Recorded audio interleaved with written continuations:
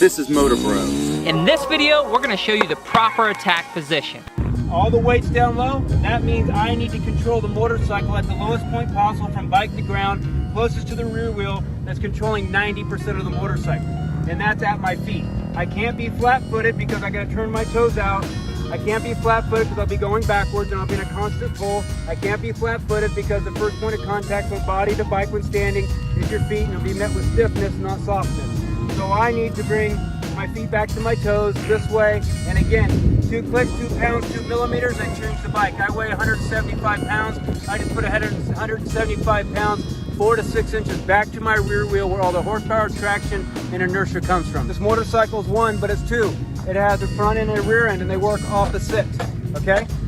I can grip onto my handlebars till the grips pop out the end, and I'll never control the motorcycle or the rear end of it from the front end. I'm trying to control the motorcycle at the highest point possible, furthest away from the rear wheel that has no control of the rear wheel. I want to make sure when I'm on the motorcycle that I'm not doing this, because if I tuck my butt around my back, that means like I'm welding the front end to the rear end. We have to have this separation. So that's where we unlock our hips this way, with our rear end from our hips to our feet going to the rear end of the motorcycle, our hips to our head going to the front end of the motorcycle, and that'll allow that separation happen, and then it won't come out into the arms.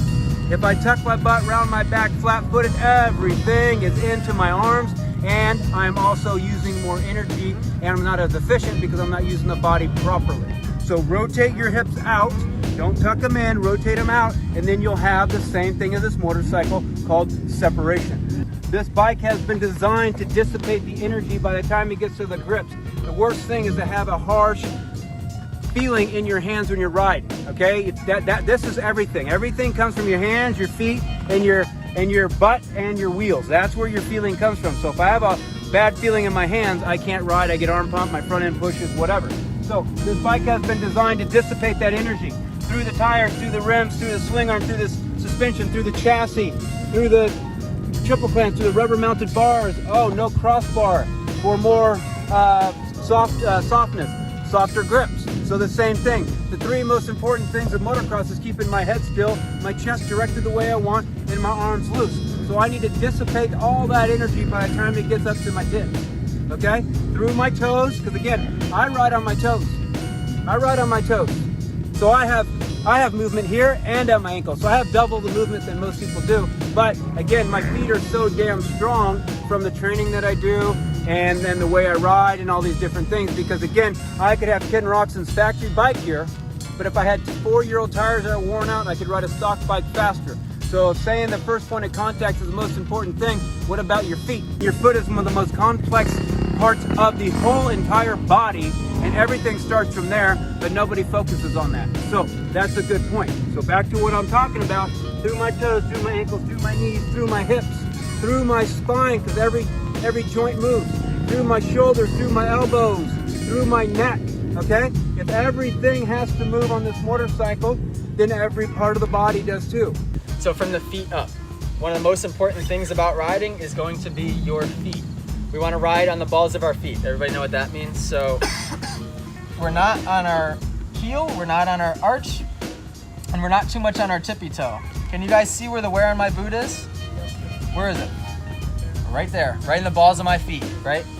You ride on the balls of your feet because it allows maximum ankle flexion. Those of you that are riding on your heels, you're meeting that first point of contact from the track to the bike with that harsh contact, with no flexion, with no travel in your body's suspension.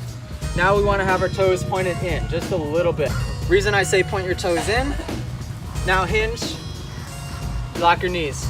As soon as I hinge, my hips are unlocked. As soon as I get into what I would call the attack position, my knees are locked. In fact, it's hard for me to pull my knees away from each other. So those of you that struggle with arm pump, anything like that, gripping the bike with your legs is 100% the most important thing you can do. Driving your knees into the shroud is gonna help with that. Those of you that are riding with your toes out, you could sit there and think grip, grip, grip all day long, but you're not gonna be able to have as much grip strength as you need. Knees. Not only are they gripping, but they need to be behind the foot pegs. And the reason we ride in the attack position is it's a neutral balance position on the bike. You guys throwing your knees and your hips to the front, throwing your knees and your hips off the back, making your adjustments from front to back, it's unsettling the suspension every step of the way. It's not a balanced position to be in. Anytime you stand, even when you're jumping, you're working here. You're not working here, right? Hips unlock. What that means is basically you're gonna poke your butt out. You're gonna have a flat back or even an arch in your back because you're so far unlocked, right? It's gonna disconnect your lower body from your upper body. So the beauty of this is I can sit here all day long, work the bike underneath me while keeping my chest and my chin straight and centered where I want it to be. I can let that bike get squirrely underneath me. I can let it do whatever it wants. I can let it work through the braking bumps without it affecting from the waist up. This is so key. Your chest and your chin need to be pointed where you want to go. Those of you that are locked, so if your hips are driven forward, it's driving your knees forward. It's giving you a rolled back, kind of like a hunchback, right? What this is gonna do is it's gonna connect your lower body to your upper body. Why is this a problem? Because anytime you hit a bump, a rut, a log if you're riding in the woods, a jump, anything, you're gonna feel that point of contact at your feet all the way through your body. Here I'm on the bike stand and I am going to just naturally get into what I think is the attack position. So what I'm gonna do is I'm gonna stand up and I'm gonna check my feet where I think they should go. Usually they say the balls of your feet, so I think these are the balls of my feet, but that Mike's gonna help me and tell me whether or not I'm not really at the balls of my feet or not in just a second.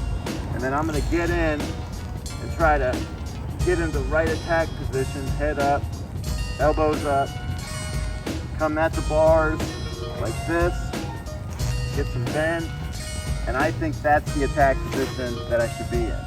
So I don't know if this is good or not good, but that's what Mike's gonna try to see what I look like and try to help me a little bit.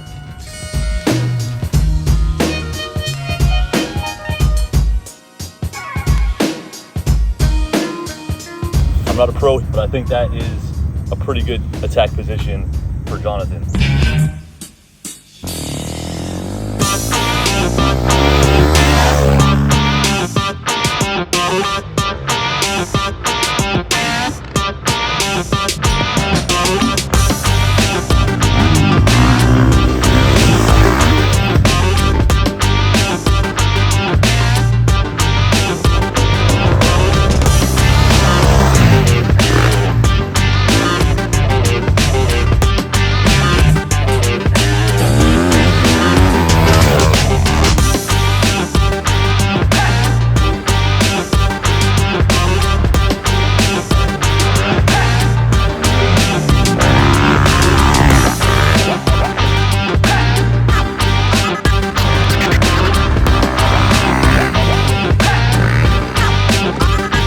Got done on a fabulous day here at Highland Park, working on the attack position.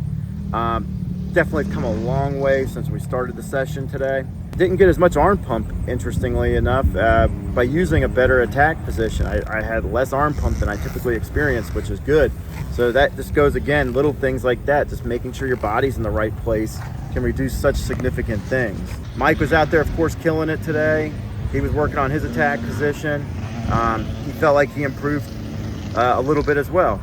So, you know, again, when you're out here getting back into the sport again, you just sometimes need to go back to your fundamentals, work on those, and keep improving upon yourself. And, you know, it's like a house. It's built brick by brick. And once you put it all together, you'll have a perfect lap, and the perfect lap will turn into a perfect moto.